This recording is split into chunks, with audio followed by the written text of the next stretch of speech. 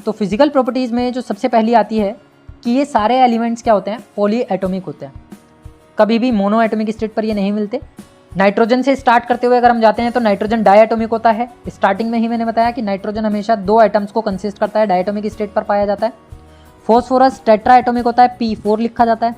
Arsenic भी tetra atomic होता है। एंटीमनी और बिस्मथ ऑक्टा एटॉमिक स्टेट तक भी पहुंचते हैं और कई बार वो टेट्रा एटॉमिक स्टेट पर भी पाए जाते हैं। उनमें वेरिएशन आता है, वो डिपेंड करता है प्लेस टू प्लेस, जिस जगह से उनकी अकरेंस हुई है। तो सबसे पहली जो चीज़ है नाइट्रोजन, जिसको हम डाई नाइट्रोजन के नाम से भी जानते हैं, वो बेसिकली एक डायटोमिक गैस होती है, जबकि बाकी के जो अदर एलिमेंट्स हैं वो सारे के सारे सॉलिड्स होते हैं। नाइट्रोजन और फॉस्फोरस दोनों ही नॉन मेटल्स हैं, जबकि आर्सेनिक और एंटीमनी मेटलॉइड्स हैं और बिस्मथ जो है वो एक प्योर मेटल की तरह काम करता है। उसके अंदर मेटालिक कैरेक्टरिस्टिक सबसे ज़्यादा पाई जाती है, यानी कि एक वेरिएशन मिल गया कि डाउन टूवर्ड जो होता है मेटालिक कैरेक्टर बढ़ता जाता है इन दी नाइट्रोजन फैमिली, जबकि पूरा का पूरा P block non metallic character के लिए आइडेंटिफाई किया जाता है, या फिर उसको पहचान जो दी गई है नॉन मेटालिक कैरेक्टर के लिए दी गई है। लेकिन नाइट्रोजन फैमिली में metallic character down towards increase होता है due to the presence of bismuth. Except nitrogen को अगर हम बात करें तो सारे के सारे एलोट्रोपिक फॉर्म में पाए जा रहे हैं। एलोट्रोपिक का मतलब है कि more than found in the different forms, more than one type of form, मतलब कि नाइट्रोजन हमेशा गैसियस फॉर्म में ही पाया जाएगा और एक ही टाइप के कंपाउंड्स में मिलेगा, लेकिन बाकी के जो एलिमेंट्स हैं वो डिफरेंट टाइप्स ऑफ कंपाउंड्स में पाए जाते हैं। इनकी अलग अलग फॉर्म्स होती हैं, नेचर में ये अलग अलग कंपाउंड्स के अंदर पाए जाएंगे, जिसकी वजह से उनको बोला जाता है एलोट्रोपिक नेचर का होना, या फिर ये कह सकते हो कि जो नाइट्रोजन है उसको छोड़ करके बाकी के सारे एलिमेंट्स नेचर में कैसे होते हैं, एलोट्रोप्स होते हैं। नेक्स्ट वन, मेटालिक कैरेक्टर जो होता है वो इंक्रीज हो जाता है down towards due to the presence of bismuth, ये अभी हम बार बार डिस्कस कर चुके हैं। और लास्ट हमारे पास बॉइलिंग पॉइंट की अगर हम बात करें तो जब मेटालिक कैरेक्टर नीचे बढ़ रहा है, मेटल का कैरेक्टर बढ़ रहा है, तो जाहिर सी बात है कि उसका बॉइलिंग पॉइंट या फिर उसका मेल्टिंग पॉइंट भी क्या होगा, टॉप टू बॉटम इंक्रीज होगा। तो ये कुछ फिजिकल प्रॉपर्टीज़ हैं जो बेसिक्स हैं इस पूरे के पूरे ग्रुप को डिफाइन कराने के लिए।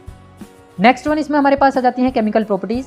केमिकल प्रॉपर्टीज़ में सबसे पहली प्रॉपर्टी जो यहाँ पर कंसीडर की जा रही है that is oxidation state. Oxidation state यहाँ पर होती है वेरिएबल, यानी 15th ग्रुप के एलिमेंट में नाइट्रोजन फैमिली के जो एलिमेंट्स हैं वो बेसिकली वेरिएबल ऑक्सीडेशन स्टेट को रिप्रेजेंट करते हैं। वेरिएबल ऑक्सीडेशन स्टेट का क्या मतलब हुआ कि एक से ज़्यादा ऑक्सीडेशन स्टेट का पाया जाना।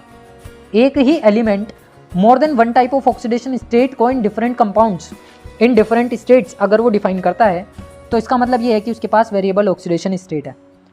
जैसे कि अगर हम बात करें जनरली कि जो नाइट्रोजन फैमिली के एलिमेंट्स होते हैं वो -3, +3 और +5 ऑक्सीडेशन स्टेट को रिप्रेजेंट करते हैं। ये इनकी कॉमन ऑक्सीडेशन स्टेट है जो मोस्टली कंपाउंड्स में पाई जाती है। तो टेंडेंसी जो है बेसिकली -3 ऑक्सीडेशन स्टेट की वो डिक्रीज होती है डाउन दी ग्रुप, और +3 और +5 की क्या होती जाती है, इंक्रीज हो जाती है, क्योंकि मेटालिक कैरेक्टर बढ़ता जाता है। तो यहाँ से सीधा से एक क्वेश्चन मिल जाता है कि -3 oxidation state tendency decreases in the group from top to bottom, why? यहाँ से एक छोटा सा रीजन है। तो रीजन क्या है, basically due to the increase in metallic character there is a gradual decrease in the tendency to show -3 oxidation state in nitrogen family या nitrogen family elements. Similarly bismuth hardly shows -3 oxidation state. Bismuth बहुत मुश्किल ही, बहुत rarely -3 oxidation state को represent करता है। क्यों? क्योंकि यहाँ पर बिस्मथ के अंदर इनर्ट पेयर इफेक्ट आ जाता है। बाकी के जो ऊपर के एलिमेंट्स होते हैं आर्सेनिक तक के, उनके पास इनर्ट पेयर इफेक्ट रिप्रेजेंट नहीं होता। तो बेसिकली जो स्टेबिलिटी की हम बात कर रहे हैं, the stability of +5 oxidation state decreases. जब आप नीचे की तरफ आते हो तो +5 ऑक्सीडेशन स्टेट डिक्रीज हो रही है, that of the +3 oxidation state increases, क्योंकि +3 की ऑक्सीडेशन स्टेट वापस से इंक्रीज हो जाती है। यानी कि यहाँ पर एक जो ग्रेजुअल चेंज है कि क्या -3 पहले सबसे ज़्यादा दिखेगी, -3 फिर डिक्रीज होनी शुरू होगी और वो +5 तक आएगी, फिर +5 डिक्रीज होनी शुरू हो जाएगी और वो +3 तक जाएगी। इस तरीके से gradual change in the oxidation state of the nitrogen family elements represent करते हैं। देयर विल बी ओनली जो एस्टेब्लिशमेंट मिलता है बिस्मथ को वो केवल कहाँ पर मिलता है, +5 स्टेट पर मिलता है। वो +3 ऑक्सीडेशन स्टेट पर भी ज़्यादा स्टेबिलिटी की तरफ नहीं जाता। तो जो बिस्मथ है बेसिकली वो इसका एक्सेप्शन है कि बिस्मथ जो है वो +3 स्टेट पर ज़्यादा स्टेबल है कि +5 पर। तो ये +5 ऑक्सीडेशन स्टेट पर ज़्यादा स्टेबल होता है और कंपाउंड इसका जो पाया जाता है वो होता है BiF5। नेक्स्ट वन, यहाँ से एक क्वेश्चन निकल करके आता है जो इनर्ट पेयर इफेक्ट का भी हमने डिस्कस किया कि यहाँ पर इनर्ट पेयर इफेक्ट को डिफाइन करता है बिस्मथ। तो वो इनर्ट पेयर इफेक्ट है क्या और ये किस चीज़ की वजह से जनरेट होता है? तो बेसिकली जो इनर्ट पेयर इफेक्ट होता है वो इनर लाइन के इलेक्ट्रॉन्स रिप्रेजेंट करते हैं। पहली जो चीज है वो ये याद रखनी है कि inert pair effect always represents by the inner orbital electrons या फिर inner shell electrons, that is s electrons. अगर किसी बॉन्ड की फॉर्मेशन की हम बात करते हैं, किसी बॉन्ड की फॉर्मेशन में एस सबशेल के इलेक्ट्रॉन्स अपना पार्टिसिपेशन देने से मना करते हो, क्योंकि अंदर वाले जो सबशेल के इलेक्ट्रॉन्स होते हैं वो फुलफिल होंगे और वो अपना ग्रेजुअल जो पार्टिसिपेशन होता है एक बॉन्ड की फॉर्मेशन करने में, उस चीज़ से वो मना करते हैं। तो वही वाले इलेक्ट्रॉन्स ही इनर्ट पेयर इफेक्ट को रिप्रेजेंट करेंगे।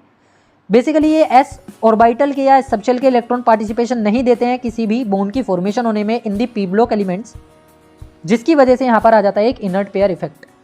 अब इस इफेक्ट की वजह से जो लोअर ऑक्सीडेशन स्टेट होती है वो इंक्रीज होती जाती है, यानी स्टेबिलिटी जो होगी लोअर ऑक्सीडेशन स्टेट की वो क्या होती जाएगी, बढ़ती चली जाएगी। इनर्ट पेयर इफेक्ट को यहाँ से जो क्वेश्चन आ रहा है वो इस बात के लिए भी पूछा जा सकता है कि कौन से वाले ऑर्बिटल के इलेक्ट्रॉन्स इनर्ट पेयर इफेक्ट को रिप्रेजेंट करते हैं। तो यहाँ पर लिखना होगा कि इनर पेयर इफेक्ट को रिप्रेजेंट करने के लिए जो अंदर वाले सबशेल के इलेक्ट्रॉन होते हैं, यानी कि एस सबशेल के इलेक्ट्रॉन्स होते हैं जो नॉन पार्टिसिपेटिंग ऑर्बिटल से होते हैं, नॉन पार्टिसिपेटिंग ऑर्बिटल के इलेक्ट्रॉन्स ही इनर्ट पेयर इफेक्ट को रिप्रेजेंट करेंगे। नेक्स्ट यहां से आ जाती है हमारे पास डिस्प्रोपोर्शनेशन रिएक्शन।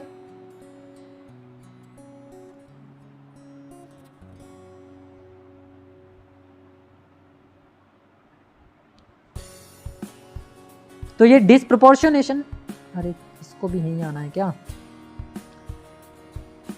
तो ये डिस्प्रोपोर्शनेशन रिएक्शन का एक एग्जांपल हम लेकर के चल रहे हैं नाइट्रोजन के लिए। कई बार एग्जामिनेशन में ऐसी रिएक्शंस को एमसीक्यूज में या फिर कंप्लीट द रिएक्शंस में पूछ लिया जाता है कि कंप्लीट द फॉलोइंग रिएक्शन या फिर choose out the correct option for the disproportionation in the nitrogen family. तो डिस्प्रोपोर्शनेशन सबसे पहली चीज जो याद रखनी है कि वो एक टाइप ऑफ रिडॉक्स रिएक्शन होती है। कई बार इसको डिसम्यूटेशन का नाम भी दिया जाता है, जो कि एक टाइप की रेडॉक्स रिएक्शन होती है। इसके अंदर सेल्फ ऑक्सीडेशन भी होता है नाइट्रोजन का और इसके अंदर सेल्फ रिडक्शन भी होता है नाइट्रोजन का। और जरूरी नहीं है कि ये केवल नाइट्रोजन के लिए हो, डिस्प्रोपोर्शनेशन किसी भी एलिमेंट के लिए हो सकती है, कोई भी एलिमेंट इस रिएक्शन को रिप्रेजेंट कर सकता है। तो बेसिकली यहाँ पर हमने एक कंपाउंड लिया है HNO2 that is known as the nitrous acid. इसको हम क्या बोलते हैं, नाइट्रस एसिड। HNO2 के अंदर नाइट्रोजन की ऑक्सीडेशन स्टेट होती है 3। जब हम इसको गर्म करते हैं, हीट करते हैं, तो ये कन्वर्ट हो जाता है नाइट्रिक एसिड में bye releasing of nitrous oxide gas और वाटर मॉलिक्यूल। तो अगर मैं इस नाइट्रिक एसिड के अंदर नाइट्रोजन की ऑक्सीडेशन स्टेट डिफाइन करूँ तो वो +5 आती है, नाइट्रस ऑक्साइड गैस के अंदर ये +2 आती है। तो हमने ये चीज़ देखी कि एक कंपाउंड में बदलते हुए नाइट्रोजन ने अपने ऑक्सीडेशन स्टेट को बढ़ाया और एक कंपाउंड में बदलते हुए ऑक्सीडेशन स्टेट को घटाया। जब ऑक्सीडेशन स्टेट इंक्रीज होती है तो वो ऑक्सीडेशन का प्रोसेस हुआ। इसका मतलब है HNO2 से HNO3 तक जाते हुए यहाँ ऑक्सीडेशन हो रहा है और HNO2 से NO तक जाते हुए यहाँ रिडक्शन हो रहा है। जब ऑक्सीडेशन और रिडक्शन साइमल्टेनियस होते हैं कि रिएक्शन के अंदर, तो उसको हम रिडॉक्स रिएक्शन का नाम देते हैं। अब इसको डिस्प्रोपोर्शनेशन इसलिए कह रहे हैं क्योंकि यहाँ पे same element 2 different oxidation state को रिप्रेजेंट करता है या more than 2 type of oxidation state को डिफाइन करता है। ऐसे रिएक्शंस में उनको बोला जाता है डिस्प्रोपोर्शनेशन रिएक्शन। तो बेसिकली जितनी भी चेंज यहाँ पर मिलते हैं वो सारे के सारे यहाँ लिखे हुए हैं कि किस तरीके से डिस्प्रोपोर्शनेशन लिखी जाती है या डिसम्यूटेशन रिएक्शन को डिफाइन किया जाता है। नेक्स्ट यहाँ से क्वेश्चन अराइज हो जाते हैं कि nitrogen is restricted to a maximum covalency of 4 why. Nitrogen 4 maximum valency तक रेस्ट्रिक्ट होता है, उसके पीछे का रीजन क्या है, क्यों? क्योंकि यहाँ पर जो इनका जनरल इलेक्ट्रॉनिक कॉन्फ़िगरेशन है वो सेकंड शेल का s ऑर्बिटल और सेकंड शेल का p ऑर्बिटल होता है, जिसमें कि केवल p ऑर्बिटल ही अवेलेबल होता है for the bonding in the normal state और s ऑर्बिटल अवेलेबल हो पाता है इन द एक्साइटेड स्टेट। अगर मैं किसी नाइट्रोजन फैमिली के एलिमेंट में नाइट्रोजन की बात कर रहा हूँ तो उसके पास अवेलेबिलिटी या तो केवल p ऑर्बिटल की होगी पार्टिसिपेशन देने के लिए, या फिर हाइब्रिडाइजेशन के ड्यूरिंग उसके पास एक्साइटेड स्टेट में s ऑर्बिटल की अवेलेबिलिटी होगी बॉन्डिंग बनाने के लिए, जिसकी वजह से नाइट्रोजन केवल और केवल मैक्सिमम कहां तक जा सकता है, 4 कोवेलेंसी तक ही जा सकता है। नेक्स्ट क्वेश्चन यहां से राइज होता है कि why the covalency of other elements of the group 15 can be increase beyond 4, कि और बाकी एलिमेंट्स की 4 से ज्यादा क्यों हो सकती है, क्योंकि उनके पास वैकेंट d ऑर्बिटल होते हैं और दूसरी शेल में d ऑर्बिटल की प्रेजेंस नहीं होती, या फिर ये कह सकते हो कि d ऑर्बिटल दूसरी शेल में नहीं होता, जिसकी वजह से इलेक्ट्रॉन्स एक्साइट नहीं किए जा सकते इनटू द d सबशेल। लेकिन बाकी एलिमेंट्स की अगर मैं बात कर रहा हूँ फॉस्फोरस की, तो वो 3rd पीरियड से बिलोंग कर रहा था, तो वो बेसिकली d सब शेल को भी बिलोंग करेगा या डी सब शेल को भी कंटेन करेगा। और अगर डी सब शेल वैकेंट होगी तो इलेक्ट्रॉन्स को जंप कराना हमारे लिए आसान होगा, एक्साइट कराना आसान होगा। तो आउटर मोस्ट शेल अगर वैकेंट डी को कंटेन करती है तो उनकी कोवेलेंसी को 4 से ज़्यादा बढ़ाया जा सकता है। अगर डी ऑर्बिटल को कंटेन नहीं करती है तो उनकी कोवेलेंसी को 4 से ज़्यादा बढ़ाया नहीं जा सकता। यहाँ से अब हमारे पास आ जाता है एनोमलस प्रॉपर्टी ऑफ नाइट्रोजन, कि नाइट्रोजन के फैमिली में जो नाइट्रोजन सबसे टॉप मोस्ट लेवल पे रखा गया है उसके पास एनोमलस प्रॉपर्टीज़ होती हैं। एनोमलस प्रॉपर्टीज़ का मतलब ये है कि नाइट्रोजन के नीचे के एलिमेंट्स नाइट्रोजन की सारी प्रॉपर्टीज़ को रिप्रेजेंट करेंगे, लेकिन नाइट्रोजन कुछ स्पेसिफिक और एक्स्ट्रा प्रॉपर्टीज़ को भी डिफाइन करता है, जिसकी वजह से वो प्रॉपर्टीज़ कहलाती हैं एनोमलस बिहेवियर या फिर एनोमलस प्रॉपर्टीज़। तो इसमें सबसे पहली जो है वो ये है कि इसका साइज़ बहुत छोटा है, जिसकी वजह से एनोमलस बिहेवियर दिखाता है। दूसरा, इसकी इलेक्ट्रोनेगेटिविटी इन दी ग्रुप, पूरे ग्रुप के अंदर यानी कि पूरे नाइट्रोजन फैमिली के अंदर सबसे ज़्यादा हाई इलेक्ट्रोनेगेटिविटी को रिप्रेजेंट करता है, यानी कि इसका जो अट्रैक्शन है टुवर्ड्स द न्यूक्लियस इसके आउटर मोस्ट शेल के इलेक्ट्रॉन्स का वो हाई है, हाईएस्ट है। तीसरी चीज़, हाई आयनाइजेशन एंथैल्पी, जब अट्रैक्शन बहुत ज़्यादा होगा तो ये इलेक्ट्रॉन्स को रिलीज कराने के लिए मना करेगा, रेस्ट्रिक्ट करेगा, जिसकी वजह से इसकी आयनाइजेशन एंथैल्पी भी बहुत ज़्यादा हाई हो जाती है। इसके पास डी ऑर्बिटल की नॉन अवेलेबिलिटी है, क्योंकि इसके पास मैक्सिमम शेल 2 होती हैं और दूसरी शेल में डी ऑर्बिटल प्रेजेंट नहीं होता। इसके पास अगर हम बात करें एक यूनिक एबिलिटी होती है पी पाई बॉन्डिंग करने की, क्योंकि इसके पास केवल पी ही ऑर्बिटल प्रेजेंट है, डी ऑर्बिटल प्रेजेंट ही नहीं है, जिसकी वजह से ये डी पाई पी पाई बॉन्डिंग नहीं करता या P pi d pi bonding नहीं करता। केवल ये पी पाई और पी पाई बॉन्डिंग ही कर सकता है ड्यूरिंग दी हाइब्रिडाइजेशन और ड्यूरिंग दी बॉन्डिंग, यानी कि ये अपने ही जैसे किसी एक एलिमेंट के साथ क्या करेगा, बॉन्डिंग करेगा, या तो खुद के साथ कर लेगा नाइट्रोजन टू नाइट्रोजन, या फिर नाइट्रोजन ऐसे एलिमेंट के साथ करेगा जिसके पास पी ऑर्बिटल प्रेजेंट हो, डी ऑर्बिटल प्रेजेंट ना हो। इसी वजह से जो नाइट्रोजन होता है वो डायटोमिक स्टेट में एग्जिस्ट कर पाता है, क्योंकि इसके अंदर सेल्फ पी पाई बॉन्डिंग की टेंडेंसी पाई जाती है।